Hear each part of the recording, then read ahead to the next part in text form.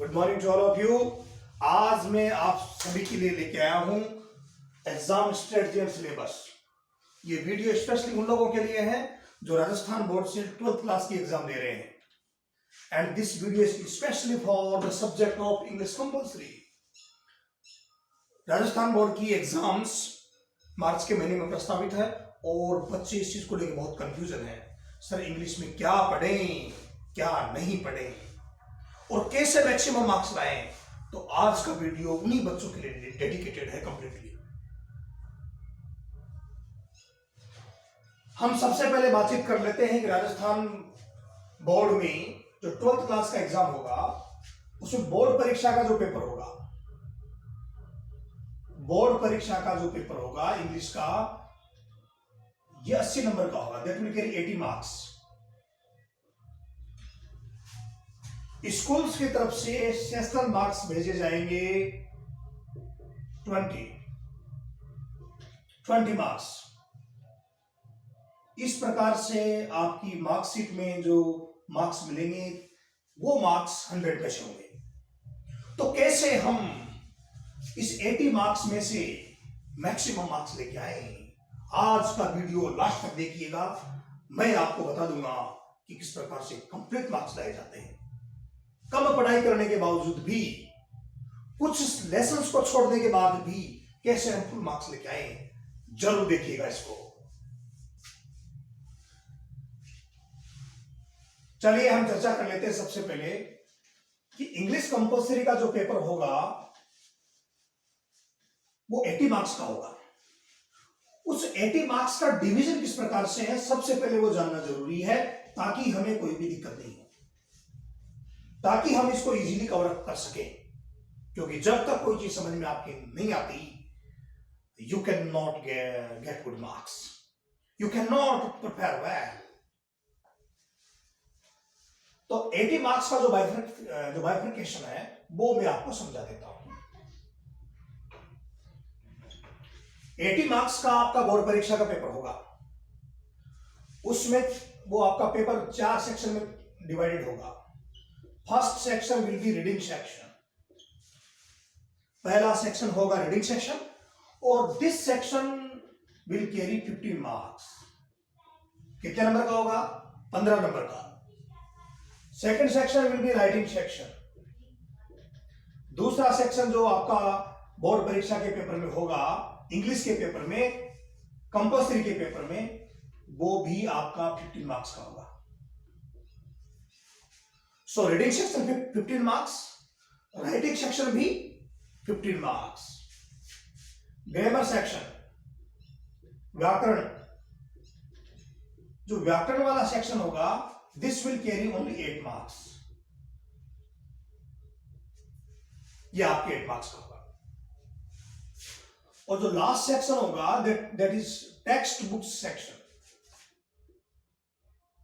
This section will carry maximum marks, or that means 42 marks. अब तक जितने भी सिलेबस अपन देखे राजस्थान बोर्ड के इंग्लिश कंपल्सरी के, ऐसा मेरा अनुभव है। I have 15 years experience of teaching English in Rajasthan. तो अब तक जितने भी पेपर हुए हैं उनमें टेक्स्ट बुक्स का इतना वेटेज नहीं था जितना कि 2022 की एग्जाम में है। अब तक टेक्स्ट बुक्स का वेटेज मैक्सिमम 50% हुआ करता था। इस बार मैक्सिमम, मैं ये नहीं करा कि 50% ही होता था, मैक्सिमम, इससे ऊपर कभी नहीं गया। दिस टाइम 42 मार्क्स दिए गए हैं आपके टेक्स्ट बुक्स को। 42 मार्क्स कितने में से? 80 नंबर में से 42। सो ये सेक्शन बहुत इंपॉर्टेंट हो गया इस बार in comparison to the other years examination. और अगर इसका एनालिसिस करें तो राइटिंग सेक्शन पहले ज्यादा वेटेज का होता था। जैसे 2020 की बात करें और 2019 की बात करें, then writing section carried 42 marks, 24 marks, 24 number का होता था पहले, और वो रिड्यूस कर दिए मार्क्स और 15 नंबर का हो गया। तो बच्चे पहले मेनली राइटिंग सेक्शन को फोकस करते थे, और राइटिंग सेक्शन को फोकस करके और थोड़े बहुत रीडिंग सेक्शन में मार्क्स लेके बाकी को छोड़ने के बावजूद भी वो अच्छे नंबर ले आते थे। छोड़ने का मतलब थोड़े बहुत क्वेश्चन अटेम्प्ट करने के बाद भी they could get the marks of first division. लेकिन अब राइटिंग सेक्शन आपका इतना वेटेज वाला नहीं है। अब सबसे ज्यादा वेटेज दिया गया है टेक्स्ट बुक सेक्शंस को, इसलिए आप टेक्स्ट बुक्स को कंप्लीटली छोड़ नहीं सकते। जो इस प्लानिंग में है वो इस विचार को त्याग दें और टेक्स्ट बुक जरूर पढ़ें। रीडिंग सेक्शन अनचेंज्ड है, पहले के एग्जामिनेशन में भी लगभग इट कैरिड 15 मार्क्स और अब भी 15 मार्क्स ही है। ग्रामर सेक्शन, पिछले 5 साल के एग्जामिनेशन को देखें तब यह पता चलता है कि ग्रामर का एक भी क्वेश्चन नहीं होता था। राजस्थान बोर्ड में इंग्लिश कंपल्सरी के पेपर में ग्रामर का एक भी क्वेश्चन नहीं होता था। इस बार 8 नंबर दिए गए हैं, इसलिए ग्रामर भी पढ़नी पड़ेगी। अब पहले तो ग्रामर नहीं पढ़ करके राइटिंग सेक्शंस की कुछ इंपॉर्टेंट लाइंस को या कॉमन लाइंस को पढ़ करके भी काम चलता था, अब वो काम चलने वाला नहीं है। समझ में आया? अब हम एक एक सेक्शन की डिटेल में चर्चा करते हैं और हम ये भी देखेंगे कि कैसे उनमें मैक्सिमम मार्क्स लाए जाएं, क्योंकि टाइम बहुत कम है, बहुत कम टाइम आपके पास बचा है। तो उस मिनिमम टाइम में मैक्सिमम मार्क्स कैसे लेके आए, ये हमारी एक बुद्धिमत्ता पर डिपेंड करेगा।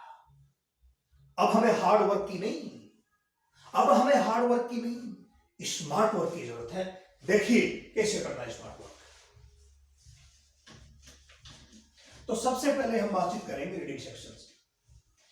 तो रीडिंग सेक्शन कितने नंबर का है बताओ? 15 मार्क्स का। तो 15 मार्क्स का भी बाइफर्केशन कैसे है वो अभी मैं आपको यहां अच्छी तरह समझा देता हूं। रीडिंग सेक्शन कितने मार्क्स का है? 15 मार्क्स। 15। इसमें फर्स्ट क्वेश्चन जो आएगा वो एक अनसीन पैसेज होगा, एक अनसीन पैसेज। अनसीन पैसेज का मतलब है एक ऐसा पैसेज होगा जो आपकी दोनों ही किताबों में नहीं है। 12th क्लास में 2 किताबें चलती हैं इंग्लिश में, एक फ्लेमिंगो और दूसरी विस्टार्स। तो दोनों ही किताबों में से ये पैसेज नहीं आएगा, ये आउट ऑफ बुक्स होगा। तो अनसीन पैसेज है, ये अनसीन पैसेज आपके 9 मार्क्स का होगा। 9 को भी इस तरह से डिवाइड किया गया है कि 6 मार्क्स तो आपके कंप्रिहेंशन के होंगे, समझ के जवाब देने के, समझ करके जवाब देने के, प्लस 3 मार्क्स आपके वोकैबुलरी के होंगे।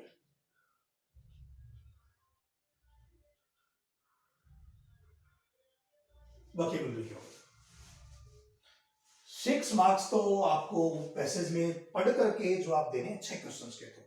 तो 6 क्वेश्चन तो वो आएंगे सीधे, और 3 मार्क्स ऐसे होंगे जो वोकैबुलरी बेस्ड होंगे। वोकैबुलरी बेस्ड का मतलब क्या है? अरे भाई इसका मतलब ये है कि कुछ शब्द दिए होंगे तो उन शब्दों के या तो समानार्थी छांट के आपको लिखने हैं, सिमिलर वर्ड्स। समानार्थी नहीं तो अपोजिट वर्ड भी पूछ सकता है, तो आपको अपोजिट वर्ड भी छांट करके लिखने पड़ सकते हैं। तो इस प्रकार से ये बेटर है।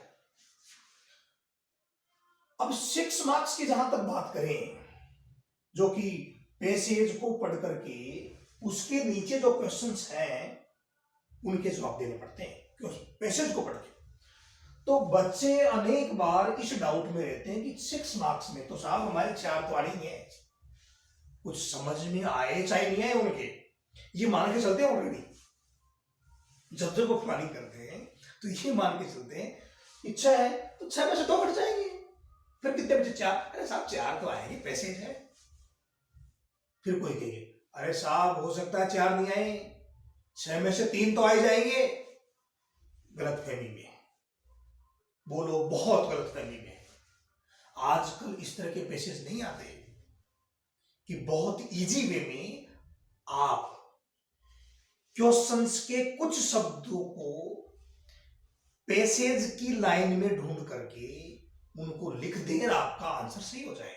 ये अब बहुत कम होता है। पहले क्या होता था, जैसे कि कोई क्वेश्चन का जवाब ढूंढना है तो कैंडिडेट्स क्या करते थे, क्वेश्चंस को पढ़ते थे, अर्थ नहीं, अर्थ तो जिसको आता था वो तो फिर ढंग से करता ही था, उसकी बातचीत नहीं कर रहा मैं, बट जिनको नहीं आता वो क्या करते थे, उसके 3-4 वर्ड ढूंढ लिए, वो 3-4 वर्ड्स को पैसेज में जाकर के पैसेज में मिलाते थे। वो यहां मिल गया और जहां वो मिल जाते थे वर्ड्स, उस लाइन को लिखते थे और उसी को वो जवाब के रूप में प्रेजेंट करते थे। आजकल भी कैंडिडेट्स ये तरीका इस्तेमाल कर रहे हैं, लेकिन वो वर्ड्स में मिल जाते हैं, वो क्वेश्चन वाले वर्ड्स आंसर में मिल जाते हैं, लेकिन वो जवाब नहीं होता, वो जवाब नहीं होता। तो क्या किया जाए, इसका जवाब मैं आपको समझा देता हूं।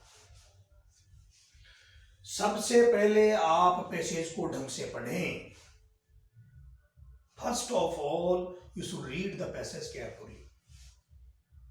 उसको पढ़ने के बाद जो क्वेश्चंस उसके नीचे दिए हुए हैं उनको ध्यान से पढ़ें। पढ़ने के बाद फिर आपको जहां जहां संभावित आंसर लग रहा है वहां आप उसको या तो टिक लगा लें या डॉट लगा लें,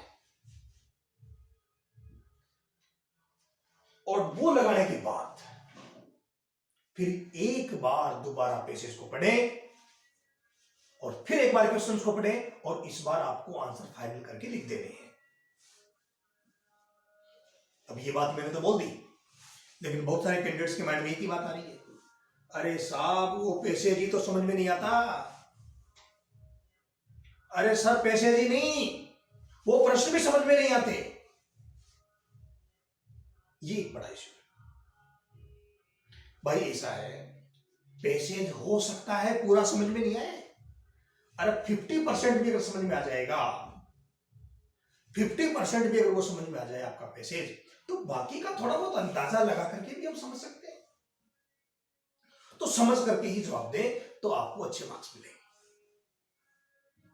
फिर भी मुझे पता है बहुत सारे स्टूडेंट कहेंगे साहब 50% क्या, हमारे तो 10% ही समझ में नहीं आता।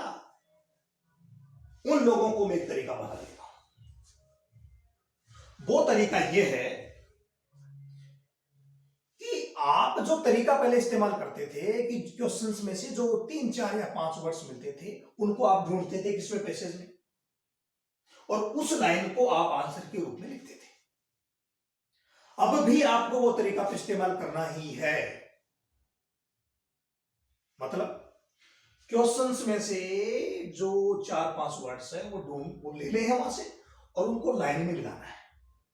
लाइन में मिल जाएंगे किसी में, तो वो लाइन तो आपको लिखनी है ही, एक लाइन उसके पहले वाली भी लिखनी है, उसके ऊपर वाली। समझ रहे हो भाई, वो जिसमें सब मिलेंगे वो लाइन तो लिखनी है आपको। एक लाइन उसके ऊपर वाली भी लिखनी है और एक लाइन उसके बाद वाली भी लिखनी है। अगर आप ये लिखोगे तो आपके उत्तर के 60% चांस होते हैं सही होने के। I am not talking about 100% chance, 100% नहीं हो सकते, बट 60 to 70% चांसेस होते हैं। तो आप ये तरीका इस्तेमाल करेंगे। क्या है तरीका? क्वेश्चन में से जो 4-5 वर्ड्स हैं वो वर्ड्स आप किसी लाइन में मिलाएंगे, मिलेंगे कहीं कहीं तो मिल गए, तो वो लाइन तो आपको आंसर के रूप में लिखनी ही है। एक लाइन आपको उस सेंटेंस के ऊपर वाली भी लिखनी है और एक लाइन आपको बाद वाली भी लिखनी है। अब बहुत बच्चों के माइंड में प्रश्न आएगा कि साहब हमारा आंसर तो बहुत बड़ा हो जाएगा। हो जाने दो, कोई दिक्कत नहीं, हो जाने दो आप, लेकिन आप ये करो। ये तरीका लेकिन जब इस्तेमाल करना है जब आपको कुछ भी पैसे समझ में नहीं आए। अगर पैसे समझ में आ रहा है तो आप उसका जवाब समझ करके ही दें। अब हम बातचीत करते हैं 3 मार्क्स की, कि वोकैबुलरी के 3 मार्क्स कैसे लाएं। ये काम थोड़ा सा डिफिकल्ट है, क्योंकि वोकैबुलरी ऐसी चीज है जिसकी आप तैयारी 1 मिनट 1 दिन में या 2 दिन में नहीं कर सकते। Even you can not prepare for it in 10 days. इसके लिए तो आपको बुक्स अच्छी तरह पढ़नी होगी। जो डिफिकल्ट वर्ड्स हैं, जो इंपॉर्टेंट वर्ड्स हैं, उनके सिमिलर वर्ड्स या अपोजिट वर्ड्स भी आपको साथ साथ में पढ़ने होंगे, तब जाकर के आप 3 मार्क्स ला सकते हो। बाकी तो ये डिफिकल्ट काम है। तो आप अभी से आपकी बुक्स पढ़ें, उनमें जो डिफिकल्ट वर्ड्स हैं, उनके सिमिलर वर्ड्स देखें, उनके आप अपोजिट्स देखें। जो बच्चे से पास होने की तैयारी कर रहे हैं, या मुझे कोई फील होता है कि I don't know anything in English, मुझे तो साफ कुछ नहीं आता, कैसे भी करके पास हो जाऊं, उन लोगों के लिए थोड़ा सा डिफिकल्ट काम हो सकता है, बहुत डिफिकल्ट हो सकता है उनके लिए, लेकिन करके आपको इसको भी आना है, छोड़ना कोई सारे क्वेश्चन नहीं। रीडिंग सेक्शन में फिर दूसरा क्वेश्चन आएगा, that will also be of unseen passage. ये भी एक अनसीन पैसेज होगा, लेकिन बाकी सालों से अलग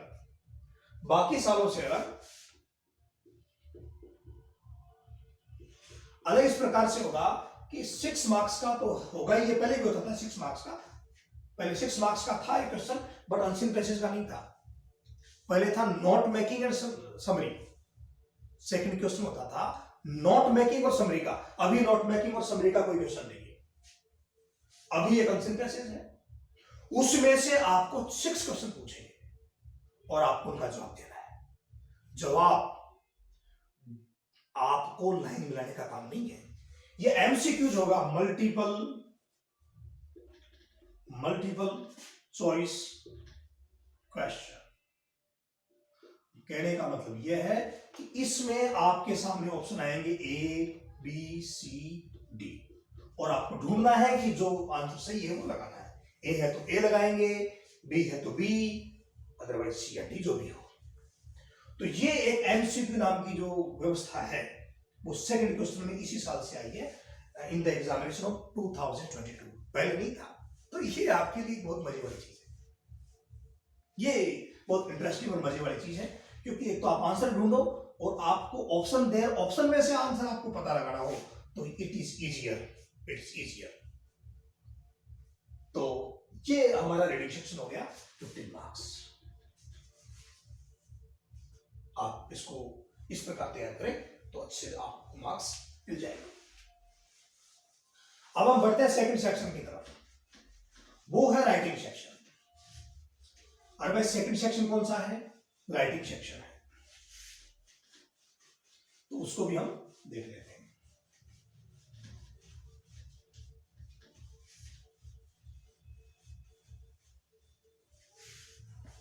So now writing section.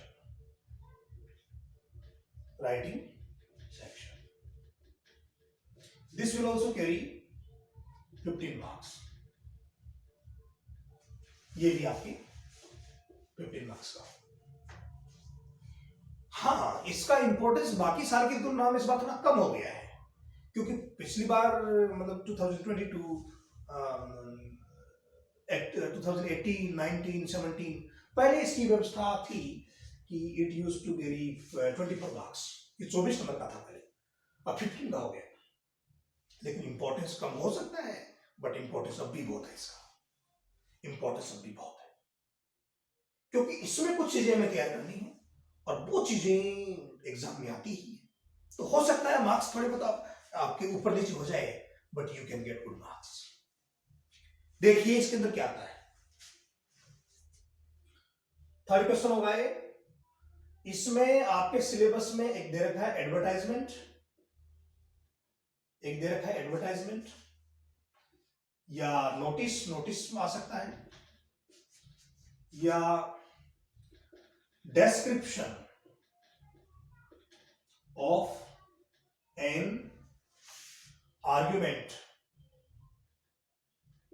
for or against a topic। यह है, और एक और है accepting and declining the invitation.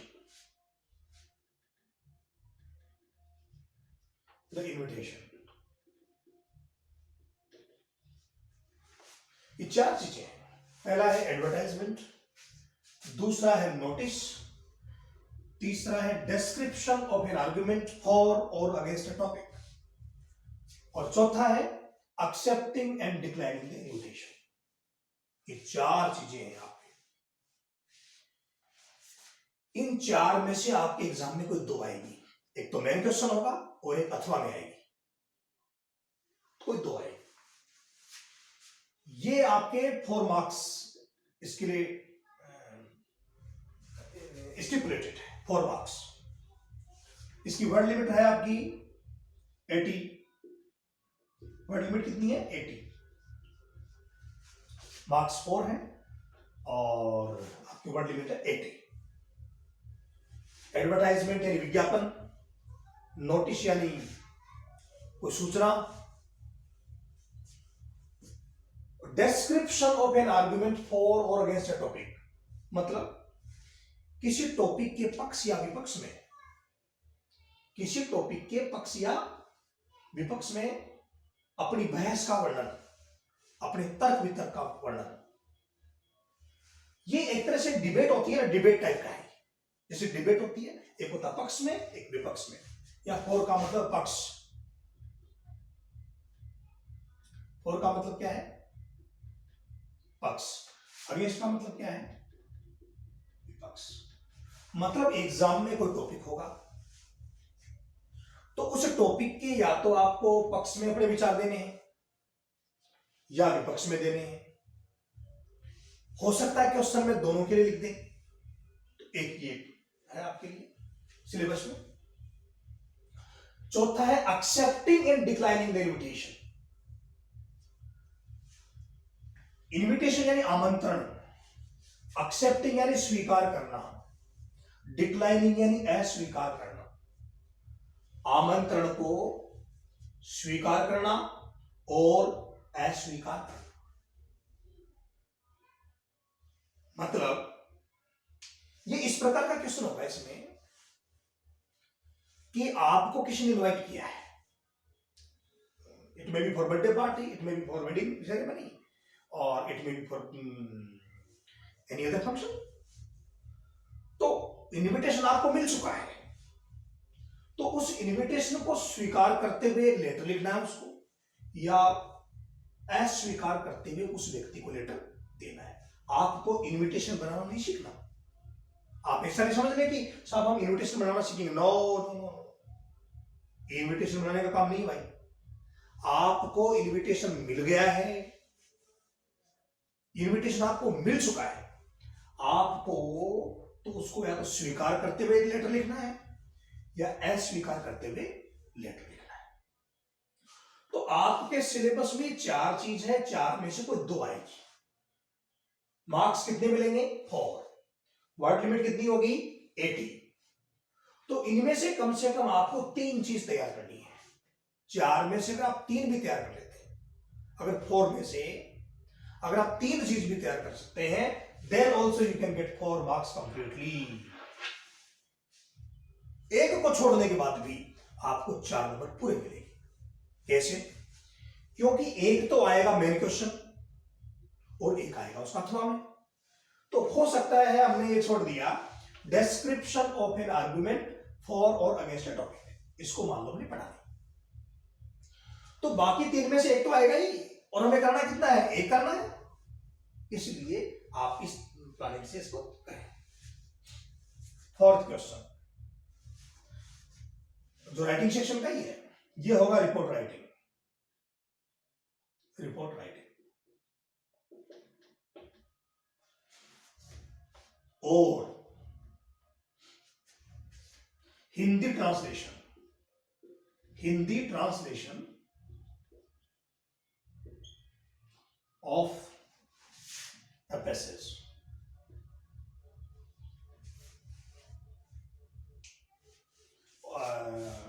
this passage will be of 100 words.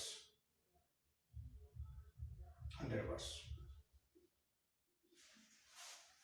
And this question will carry 5 marks. 5 marks. इसमें मेन क्वेश्चन आएगा रिपोर्ट राइटिंग का, और अथवा में एक इंग्लिश का पैसेज होगा, उसका आपको हिंदी अनुवाद करना है। पैसेज आपका लगभग 100 शब्दों का होगा, उसको आपको हिंदी अनुवाद करना है। ये हिंदी अनुवाद वाली चीज नहीं जुड़ी हुई है। ये अभी तक के एग्जामिनेशन जितने भी हुए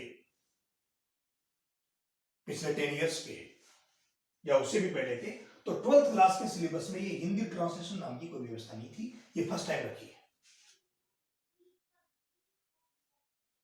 तो आप रिपोर्ट राइटिंग तैयार करें अच्छे से। इसमें कुछ कॉमन लाइन्स भी होती है, इसका लिखने का तरीका होता है। सबसे पहले हेडिंग आती है, हेडिंग के बाद बाई आता है, बाई के बाद रिपोर्ट लिखने वाले का नाम आता है, उसके बाद उसकी क्या पोस्ट है, कौन है वो, किस पद पर काम कर रहा है, वो आता है। फिर बिगिनिंग में स्थान का नाम आता है, डेट आती है। तो ये कुछ चीजें है रिपोर्ट में जो उसके फॉर्मेट में है। तो आप इसको अच्छे से तैयार करें। अब एग्जाम में आप ये देखें कि जो रिपोर्ट तैयार की है या रिपोर्ट का जो क्वेश्चन आया है, क्या वो कुछ ठीक ठाक है? अगर ठीक ठाक है तो आप इसी को करें। अगर ऐसा क्वेश्चन आता है कि आपको बिल्कुल समझ नहीं आ रहा रिपोर्ट का, या जिसके बारे में आपको बिल्कुल प्रिपरेशन नहीं है, तो आप इसको देखें, आप पैसेज को देखें और उसका हिंदी ट्रांसलेशन करें। वैसे ये ट्रांसलेशन भी आपका एक टेक्निकल चीज रहेगी, क्योंकि ये 1-2 लाइन का ट्रांसलेशन नहीं है। ये 100 वर्ड्स वाले पैसेज का हिंदी ट्रांसलेशन है, जिसमें मिस्टेक्स होने के चांसेस हैं। तो आप focus as much as possible इस पे कोशिश करें। हाँ, अगर आपको पैसेज इजी लग रहा है, आपको लग रहा है कि मैं इसको बहुत अच्छे से कर सकता हूँ, या इसका मुझे 70% पार्ट अच्छी तरह से आ रहा है, क्लियर है, या 80% पार्ट क्लियर है, then you should go for it. आप इसके लिए जाएं। अगर आपको लगता है कि ट्रांसलेशन वाला पैसेज मेरा 20% क्लियर है, 30% क्लियर है, तो आपके लिए बहुत डिफिकल्ट जॉब है। उस समय आप रिपोर्ट राइटिंग को करें, क्योंकि इसमें कुछ पैटर्न्स होते हैं, कुछ लाइंस हो सकता है आपने रटी हुई हो पहले, हो सकता है आपके माइंड में सेट हो, आपने मेमोराइज कर रखी हो, तो वो लाइन आपके यहाँ हेल्पफुल हो जाती है रिपोर्ट राइटिंग में। बट वो चीजें आपकी यहाँ नहीं चलती, क्योंकि पैसेज किस तरह का आएगा, किस तरह का नहीं आएगा, नथिंग इज श्योर। सो आप इस बात का ध्यान रखें। सो 4th क्वेश्चन हो गया। अब हम बातचीत करते हैं 5th क्वेश्चन। 5th क्वेश्चन किसका होगा वो हम देख लेते हैं। 3rd क्वेश्चन तो अपना इसका advertisement, notice, description of an argument for or against a topic, और accepting and declaring the invitation का हो गया 3rd क्वेश्चन। तो 4th क्वेश्चन रिपोर्ट राइटिंग और हिंदी ट्रांसलेशन वाला हो गया। 5th क्वेश्चन ये होगा आपका लेटर राइटिंग का, letter writing, and this question will carry 6 marks.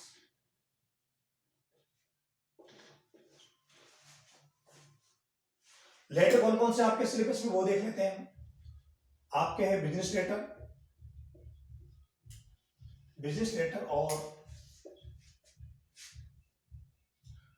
Official letter.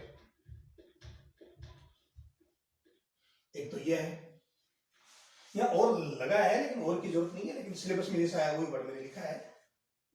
बाकी official letter is different. Then there is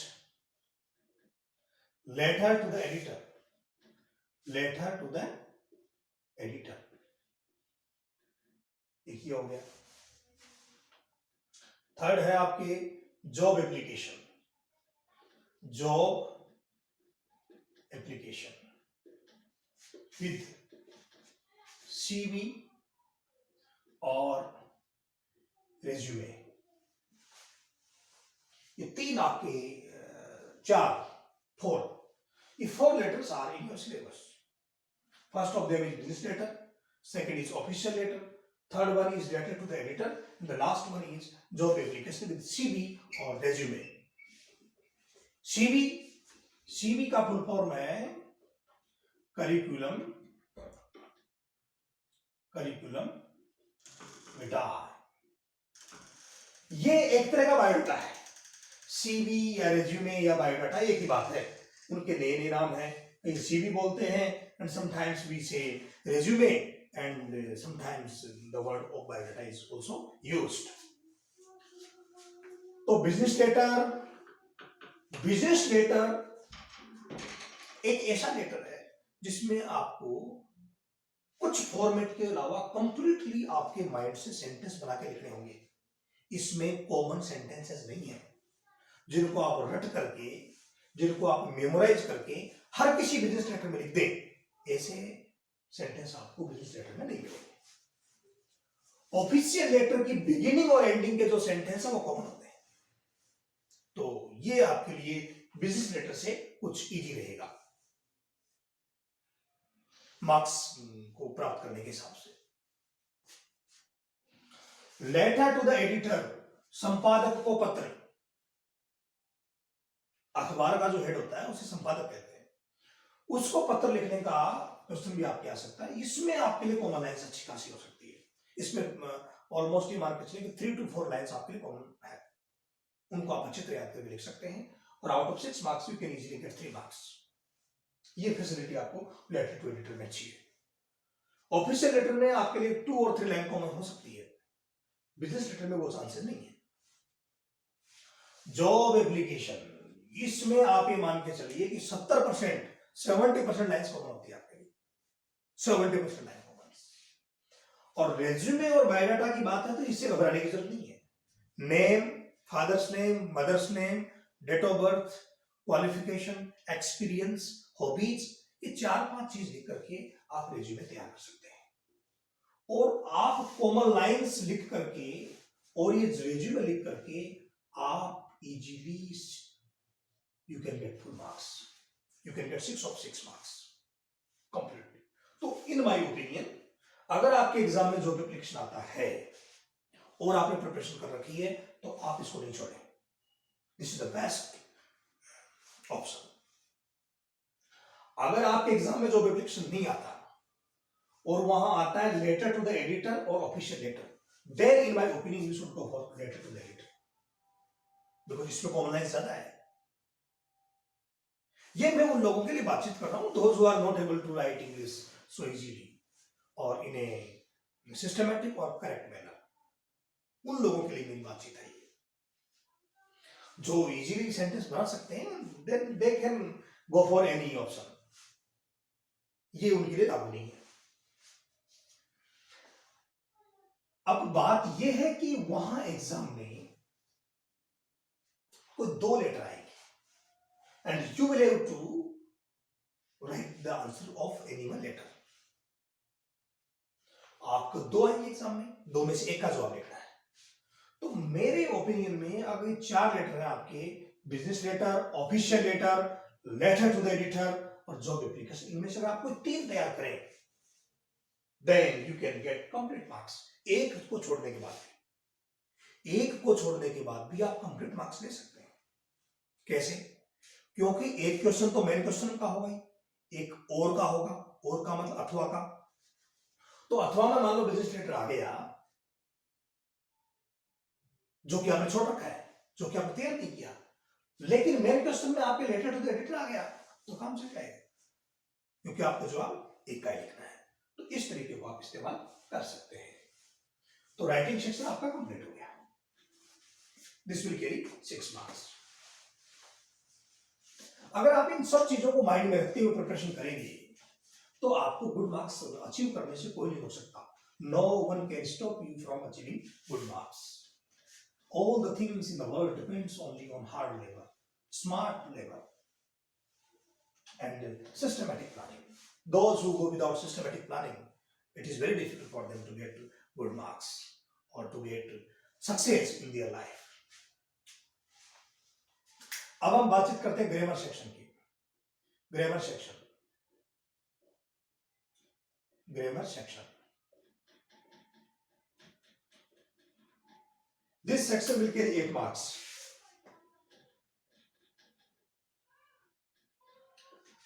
जो कैंडिडेट्स 2022 के एग्जाम में अपेयर हो रहे हैं उनके लिए नई चीज है ये। नई चीज इस वे में कि अब से पहले जितनी भी 12th क्लास की एग्जाम हुई थी पिछले 5 to 6 इयर्स में, there was nothing like grammar. तब ग्रामर नाम का कोई चीज नहीं थी in the syllabus of 12th class English compulsory. So इस बार उनको ग्रामर की तैयारी करनी होगी। हाँ, इसमें एक बात है, ग्रामर को ज्यादा वेटेज दिया नहीं है। So those who are weak in grammar they should not be afraid of anything. उनको डरने की जरूरत नहीं है, बिकॉज ज्यादा वेटेज को दिया नहीं है। फिर भी देख लेते हैं क्या क्या है इसमें। आपके अगला क्वेश्चन आ जाएगा, 6th क्वेश्चन आ जाएगा। 6th क्वेश्चन ये होगा आपका क्लोजेस का। क्लोजेस में आपके 3 क्लोज हैं। एक तो नाउन क्लोज है, नाउन क्लोज है एक तो, एक है एडवर्ब क्लोज, एडवर्ब क्लोज, और एक है आपका रिलेटिव क्लोज, रिलेटिव क्लोज। ये 3 क्लोज आपके सिलेबस में है। एक नाउन क्लोज, एक एडवर्ब क्लोज, एक रिलेटिव क्लोज। ये कुछ लोगों के लिए नया टॉपिक हो सकता है, क्योंकि नॉर्मली 10th तक के सिलेबस में या तो ये टॉपिक होता नहीं है, और होता है तो इतना जोर देते नहीं है इसके ऊपर। सो दिस टॉपिक में be considered a little bit tough, not so much tough, a little bit tough. तो इसको आप धीरे धीरे पढ़े, सिस्टमेटिकली पढ़े, आप कर लेंगे इसको। क्लोज का मतलब अगर देखें तो इसका मतलब होता है उपवाक्य। एक ऐसा वाक्य जो दूसरे वाक्य के साथ जुड़ करके एक सेंटेंस में कन्वर्ट हो गया है, वो वाक्य अब वाक्य नहीं बल्कि उपवाक्य कहलाएगा। तो नाउन क्लोज, एक तो सिंपल वर्ड होता है नाउन। एक नाउन के लिए कुछ, नाउन के लिए पूरा सेंटेंस बना दिया जाए, नाउन के लिए या एक ऐसा सेंटेंस बना दिया जाए जो एक नाउन को इंडिकेट कर रहा है ओनली, और उस सेंटेंस को दूसरे सेंटेंस के साथ जोड़ करके एक सेंटेंस एक नया बना दिया जाए, तो उसे कहते हैं नाउन क्लॉज। एडवर्ब क्लॉज भी ऐसा उपवाक्य है जिसमें एडवर्ब की खासियत होती है। रिलेटिव क्लॉज ऐसा क्लॉज है जो रिलेट करने का काम करता है। 7th की बात करें ग्रामर सेक्शन में, नेक्स्ट क्वेश्चन की बातचीत करें तो वो है आपके सिंथेसिस। सिंथेसिस, बहुत बच्चे इस नाम से घबरा रहे, साहब सिंथेसिस आ गया। मैं पूछता हूं भाई सिंथेसिस क्या है? और नहीं साहब वो तो सिंथेसिस है, तो हमने तो सुना ही नहीं आज तक। अरे भाई सुना नहीं सुना, डरते क्यों यार? क्या है डरने का इसमें? सिंथेसिस कुछ भी नहीं है, 2 या 2 से अधिक सेंटेंस को जोड़ करके एक सेंटेंस बनाना ही सिंथेसिस है। समझ में आई बात? भाई 2 सेंटेंस या 2 से ज्यादा सेंटेंस उनको जोड़ करके, अब जोड़े कैसे? या तो कंजक्शन का यूज करेंगे, एंड का यूज करें, बट का यूज करें, और का यूज करें, देयरफॉर का यूज करें, एज वेल एज का यूज करें, या नॉट ओनली बट आल्सो का यूज करें। तो इस प्रकार का यूज करके 2 सेंटेंस से एक सेंटेंस बनाना ही सिंथेसिस है। तो आप घबराए नहीं, इस तरह का काम आप पहले भी कर चुके हैं, क्योंकि कंजक्शन का यूज हम पहले भी करते रहे, तो उसको ढंग से पढ़े, आप इसको इजीली क्लियर कर लेंगे, कोई दिक्कत वाली बात नहीं। नेक्स्ट क्वेश्चन देखें इसमें, तो वो है phrasal verbs. Phrasal verbs, phrasal verbs, phrasal verb कौन कौन से आपके सिलेबस में वो देख लेते हैं। एक है ब्रेक, एक है ब्रिंग, एक है कैरी, देन है कम, गेट, पुट और टर्न। तो 1 2 3 4 5 6 7, इस 7 वर्ब से संबंधित फ्रेजल वर्ब आपको तैयार करनी है। सब नहीं करनी है तो अनलिमिटेड है, कितनी तैयार करोगे आप? And at the very same time it may be quite bit tiresome job, और इतनी सारी को आप याद करोगे तो फ्रेजल वर्ब्स। तो आपको सिर्फ वही फ्रेजल वर्ब याद करनी है जो या तो ब्रेक से बनती है, ब्रिंग से बनती है, कैरी से बनती है, कम से, गेट से, पुट से और टर्न से। अब आप सोच रहे होंगे सर ये क्या है, ये फ्रेज वर्ब क्या आ गई है? अरे भाई कुछ नहीं है यार। वर्ब यानी क्या होती? क्रिया। वर्ब यानी क्रिया। जब कोई क्रिया ऐसी हो उस क्रिया को फ्रेज के रूप में बना दे। फ्रेज का मतलब दो या दो से ज्यादा शब्द। जब दो या दो से ज्यादा शब्द एक जगह जुड़े हो, जब दो या दो से ज्यादा शब्द एक जगह जुड़े हो लेकिन सेंटेंस नहीं होना चाहिए, उसे हम फ्रेजल वर्ब कहते हैं। ठीक है। जैसे ब्रेक, ब्रेक यानी तोड़ना, लेकिन ब्रेक डाउन का मतलब होता है कोई मशीन का खराब होना। ये फ्रेजल वर्ब है। फ्रेजल वर्ब में क्या है कि जो वर्ब का मेन अर्थ चेंज होकर कुछ नया अर्थ निकलता है। ब्रिंग, ब्रिंग यानी लाना, लेकिन ब्रिंग आउट का मतलब होता है प्रकाशित करना। कैरी, कैरी, कैरी यानी कोई चीज को कैरी करना, लाना, ले जाना, कैरी। लेकिन कैरी ऑन हो गया तो इसका मतलब कोई चीज को कंटिन्यू करना, किसी चीज को कंटिन्यू करना। कैरी अवे, कैरी अवे का मतलब होता है आकर्षित हो जाना किसी की तरफ, किसी की तरफ खिंच जाना, वो होता है कैरी अवे। कम, कम यानी आना, कम यानी आना। गेट, गेट यानी प्राप्त करना, इससे भी बनती है फ्रेजल वर्ब। गेट यानी प्राप्त करना, गेट थ्रू यानी पास होना, देखो उत्तीर्ण होना, गेट थ्रू। पुट यानी रखना, पुट ऑन यानी पहनना, और पुट अप विद यानी सहन करना, पुट अप विद यानी सहन करना। टर्न, टर्न यानी होता है घूमना, और टर्न अप यानी आ जाना, टर्न अप यानी आ जाना। कम, कम यानी मैं बताया था मैंने आपको आना, लेकिन बोलते हैं ना कम ऑन, कम ऑन। हम कोई कैंडिडेट्स बैठे हैं, उनको कोई वो बोल नहीं पा रहे तो भी हम क्या बोलते हैं? Come on, come on. Start करने के लिए भी इसका यूज करते हैं।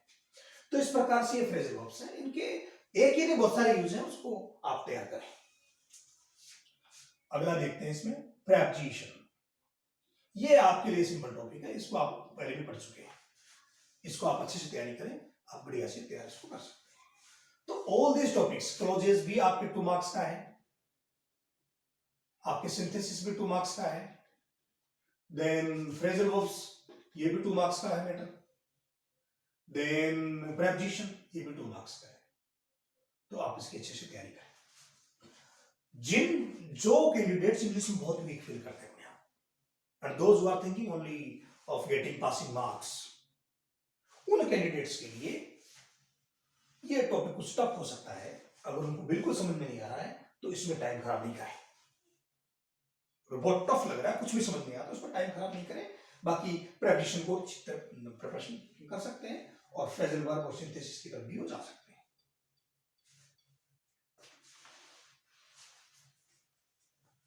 अब हम बढ़ते हैं अगले सेक्शन की तरफ। अगला लेकिन बहुत इंपॉर्टेंट है,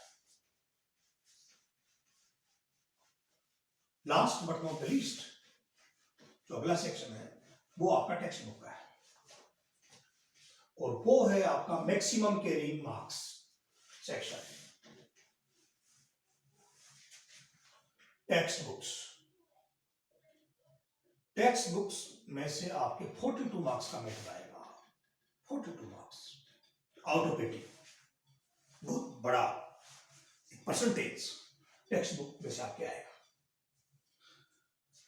टेक्स्ट बुक में भी अगर देखें तो आपके टेक्स्ट बुक है, उसका नाम है आपके that is flamingo. Flamingo, flamingo में से आपकी 28 मार्क्स का मैटर आएगा, 28 का। और आपकी जो दूसरी बुक है उसका नाम रिस्टार्स, इसमें से आपके 14 मार्क्स का मैटर आएगा। So in terms of marks allotment, Flamingo is very much important. अब फ्लेमिंगो में से जो 28 मार्क्स है उसको हम समझ लेते हैं कि फ्लेमिंगो के जो 28 मार्क्स है वो कैसे है। फ्लेमिंगो देखते हैं इसको। फ्लेमिंगो में प्रोज सेक्शन है। प्रोज सेक्शन, अरे भाई प्रोज का मतलब था गद्दे, गद्दे भाग। और एक है पोएट्री सेक्शन। पोएट्री का मतलब होता है पद्य। तो प्रोज सेक्शन मिलकर ही 40 मार्क्स, 40 मार्क्स का होगा प्रोज सेक्शन। और पोएट्री सेक्शन भी 40 मार्क्स का होगा, 14 मार्क्स का होगा। ये इसमें आपके लिए बहुत एक अच्छी चीज है कि earlier in previous examination poetry section carried only 10 marks. इस बार 4 नंबर बढ़ा करके इसको 40 मार्क्स कर दिया है। तो अगर पोएट्री सेक्शन को भी ढंग से तैयार कर ले तो हम 14 मार्क्स प्राप्त कर सकते हैं। आपकी बुक में 5 पॉइंट्स हैं, उनको आप तैयार करें और आपको 40 मार्क्स मिल जाएंगे। अब आपके पोएट्री सेक्शन में बातचीत करें तो आपके पोएम का नाम है फर्स्ट वाले का माय मदर एट 66। दूसरा है an elementary school classroom in Islam. तीसरा है कीपिंग क्वाइट। और उसके बाद में है आंट जेनिफर टाइगर। और एक और पोएम है आपकी ब्यूटी। तो इस प्रकार से आप इसको प्रिपरेशन करें। इस प्रकार से प्रोज सेक्शन में 40 मार्क्स कैसे आएंगे वो मैं आपको समझा देता हूं कि प्रोज सेक्शन में 40 मार्क्स किस प्रकार आएंगे, उसमें से किस प्रकार से क्वेश्चन आएंगे वो मैं आपको समझा देता हूं। देखिए आप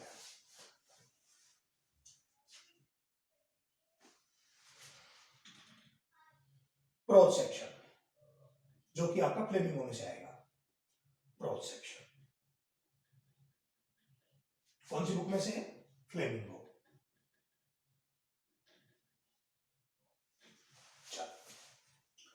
इसमें अपन कितने क्वेश्चन कर लिए थे? 5 6 7 8। तो हम इसमें प्रोज सेक्शन को देख लेते हैं। ये आपका जो है नेक्स्ट क्वेश्चन होगा। ये क्वेश्चन आपका 10 नंबर का भी हो सकता है, 8 का भी हो सकता है। चलो, प्रोज सेक्शन में एक क्वेश्चन जो आपके आने वाला है वो होगा आपका seen passage. Seen passage, seen passage का मतलब इस किताब के किसी पार्ट में से पैसेज आएगा। किताब के किसी पार्ट में से पैसेज आएगा और उस पैसेज को पढ़ना है और उसके नीचे जो क्वेश्चन है उनको पढ़ना है, फिर आंसर इस पैसेज में से देना है। लेकिन अनेक बार इस तरह के पैसेज में यह देखा गया है कि क्वेश्चंस तो है नीचे लेकिन उसका आंसर पैसेज में नहीं है। तो आप ये नहीं समझे कि एग्जाम क्वेश्चन पेपर सेट करने को मिस्टेक की है, कोई मिस्टेक नहीं है। वो जो क्वेश्चन है हो सकता है उसका जवाब इस डायरेक्ट पैसेज में नहीं हो, लेकिन ये पैसेज जिस लेसन में से आया है उसमें जरूर होगा। इसलिए आप किताब में जो आपके लेसन्स हैं उनको ढंग से पढ़ें। तो ये सीन पैसेज आएगा आपका 6 मार्क्स का। ये आएगा आपके 6 मार्क्स का। अगला क्वेश्चन देखते हैं फिर। 1 long answer type question out of 2। मतलब 2 आपके क्वेश्चन आएंगे लंबे वाले आंसर लिखने के लिए। लंबे वाले का मतलब है कि आपकी वर्ड लिमिट होगी इसमें 80। वर्ड लिमिट कितनी होगी? 80। तो आपको 2 आएंगे, 2 में से आपको एक करना है। 2 आएंगे, 2 में से आपको एक करना है and it will carry 4 marks. ये आपके 4 मार्क्स का होगा। 1 long answer type question out of 2 मतलब 2 क्वेश्चन आएंगे, एक मेन क्वेश्चन में और एक और में। और का मतलब अथवा में। तो आप एक करेंगे, आपको 4 मार्क्स मिलेंगे। 80 मार्क्स का आपका ये वर्ड लिमिट है इसका। अगला question, 2 short answer type questions. ये दो आएंगे, करने भी दो ही है, दो लघुत्तरात्मक प्रश्न आएंगे और करने भी दो ही है। तो एक 2 नंबर का होगा, तो दोनों की मिला के 4 मार्क्स होंगे। तो 6 + 4 10 + 4, ये आपका प्रोसेस हो गया 14 मार्क्स का। 6 simple passage, long answer type question 4 marks, short answer type question 2 आएंगे, तो 2 × 2 = 4, तो आपका 14 मार्क्स का बैठा। क्लियर है? लॉन्ग आंसर टाइप क्वेश्चन के लिए आपको पाठ को अच्छी तरह से पढ़ना होगा, उसको आपको ढंग से पता होना चाहिए और सारांश आपका पता होना चाहिए। इसके लिए आपके पास जो भी गाइड हो, तो जो गाइड है उसमें जो बड़े बड़े क्वेश्चन हैं, उनके जो आंसर बड़े बड़े हैं, उनको आप ढंग से पढ़ें and you can do it. अब इसमें बच्चों के सामने एक बहुत बड़ी समस्या है, आती है नॉर्मली, कैंडिडेट्स बहुत सारे क्वेश्चन रेज करते हैं कि सर 80 वर्ड्स लिखना हमारे लिए इतना इजी नहीं है सर, हमको सर सेंटेंस बनाने ही नहीं आते। भाई देखो, ऐसा है, सेंटेंस बनाने आपको नहीं आते, लेकिन थोड़े बहुत तो आपको आने चाहिए। हो सकता है ग्रामेटिकली करेक्ट नहीं हो, कोई बात नहीं है, डरो मत, डरो मत। ग्रामेटिकली इनकरेक्ट तो बना सकते हो, थोड़ी बहुत मिस्टेक चलती है यार। मैंने खुद ने बोर्ड परीक्षाओं की कॉपी चेक की है। I have checked the answer scripts of Rajasthan board and CBSE board, and once I got the chance of checking the scripts of Rajasthan State Open Schooling, so मैंने सब तरह की बोर्ड की परीक्षा की जो कॉपी है वो चेक की है। तो छोटी मोटी मिस्टेक से आप डरे नहीं, हो गई मिस्टेक, लेट इट बी। आपको पता नहीं चल रहा कि प्रेपोजिशन एट लगाना है, इन लगाना है, ऑन ऑफ लगाना है, अरे जो भी लगाना लगाओ, बट लिखो लिखो लिखो, लिखना इंपॉर्टेंट है। आप लिख सकते हैं, डरे नहीं, बिल्कुल भी डरना नहीं, डरना मना है बिल्कुल भी। आप करेंगे, इसको कीजिए आप। अब हम फ्लेमिंगो का ही जो पोएट्री सेक्शन है वो देख लेते हैं। फ्लेमिंगो का जो पोएट्री सेक्शन है, that will also carry 14 marks, वो भी 14 मार्क्स का होगा। तो हम देख लेते हैं कि वो किस प्रकार होगा, उसको हम देख लेते हैं।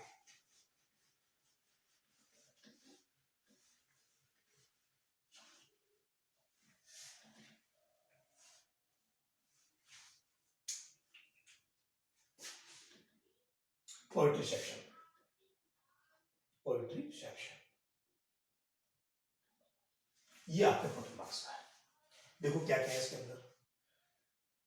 इसमें आएगा 1 out of 2 reference to context, reference to context, मतलब आपकी जो कविताएं हैं, उन कविताओं में से व्याख्या लिखने के लिए 2 आपके वो स्टेंजा होंगे, 2 स्टेंजा होंगे, और 2 में से आपको सिर्फ एक करना है।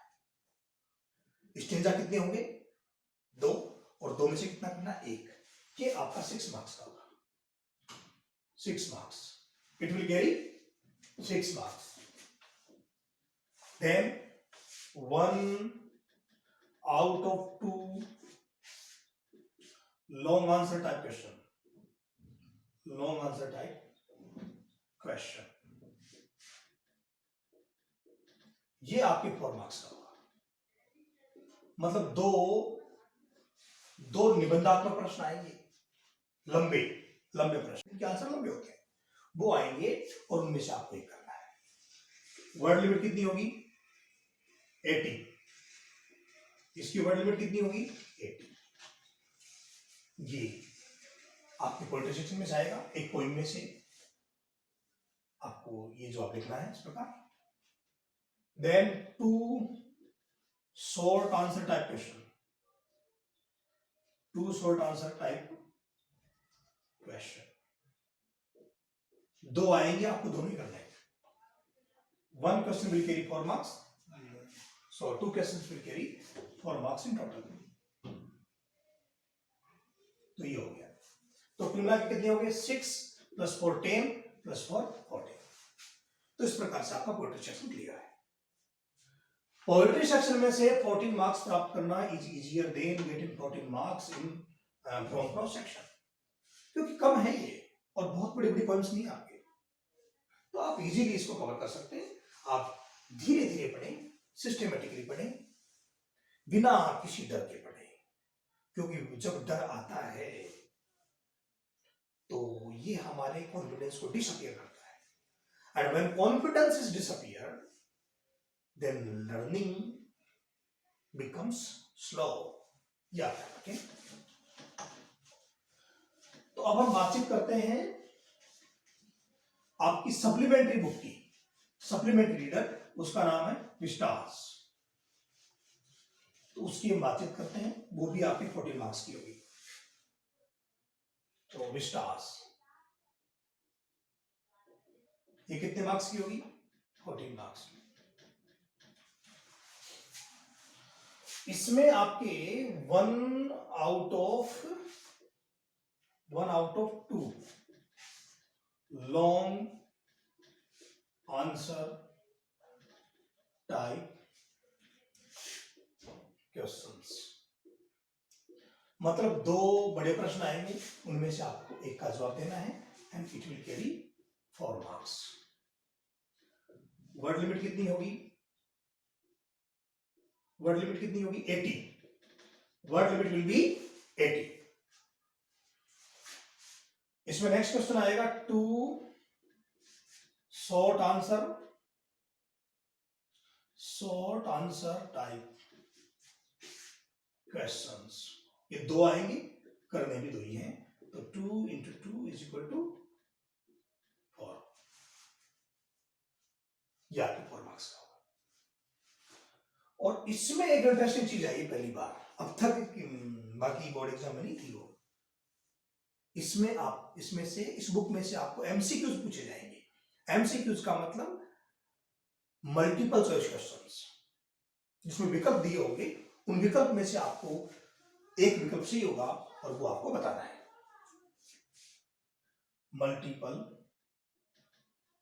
मल्टीपल चॉइस क्वेश्चंस, ये कितने मार्क्स का होगा आपके? 6। तो 4 and 4 8 plus 6 14। तो इस प्रकार से आपका जो कंप्लीट सिलेबस है वो मैंने बता दिया है, और साथ में ये भी बता दिया कि आपको किस प्रकार से तैयारी करनी है, किस प्रकार आप अच्छे नंबर ला सकते हैं। आप आराम से सिस्टमेटिकली धीरे धीरे तैयारी कीजिए। ये इस टाइम पे बच्चे को डिप्रेशन में भी आते हैं कोई, और sometimes they take too much stress, even they do not get proper sleep, they are not doing good job. नींद प्रॉपर लेना जरूरी है। कैंडिडेट्स को कम से कम 6 to 7 आवर्स की स्लीप जरूरी है। अगर वो ऐसा नहीं करेंगे then they will get ill, बीमार पड़ जाएंगे, और बीमार पड़ जाएंगे तो देयर प्लानिंग विल कोलैप्स, उनकी प्लानिंग खराब हो जाएगी। इसलिए पौष्टिक खाना खाएं, प्रॉपर पानी पिए और स्मूथली तैयारी करिए, they can get good marks. किसी ने कहा है,